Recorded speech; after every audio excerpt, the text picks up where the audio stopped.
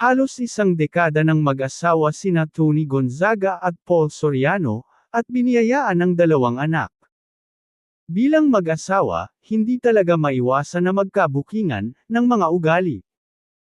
Isang malaking pambubuking ang ginawa ni Paul Soriano sa kanyang asawa na si Tony Gonzaga. Mas naging agresibo raw at outspoken ang TV host actress na si Tony Gonzaga sa ilang taong pagsasama nila ni Paul Soriano bilang mag-asawa. Iyan ang isa sa revelasyon ni Direk Paul nang mapag-usapan ang tungkol sa most significant change sa relasyon nilang dalawa as married couple. Sumabak kasi ang mag-asawa sa Answering Hot Questions in Front of Your Partner Challenge sa bagong YouTube vlog ng kapatid ni Tony na si Alex Gonzaga. Isa nga sa mga natanong kina Tony at Paul ay ang tungkol sa mga naging pagbabago sa kanilang ugali, mula noong magsama sila bilang mag-asawa.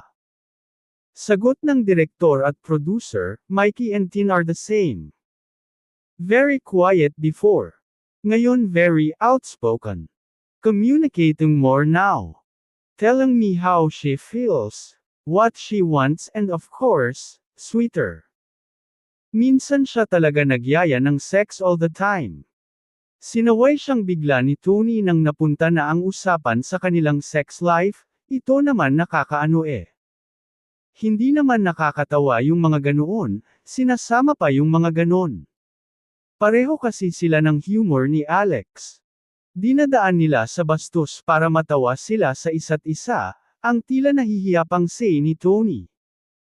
Kasunod nito, ibinahagi rin ng aktres ang most significant change ni Paul sa kanilang relasyon.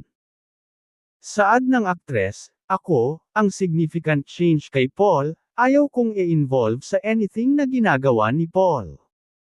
Ngayon, talagang everything ito na talaga lahat ginagawa ko.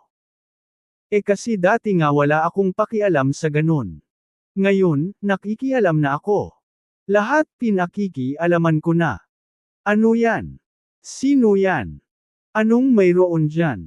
Dear diretsyong sabi ni Tony. Reaksyon naman ni Paul, to the point na yung mga briefs ko binibili na niya. Dahil nga sa pambubuking ni Paul, may netizen naman ang nagkomento na, nako. Lagot ka mamaya pag-uwi. Away talaga to. Dahil kitang-kita umano sa mukha ni Tony, na inis na ito sa kanyang asawa, habang kinkwento ang tungkol sa sex.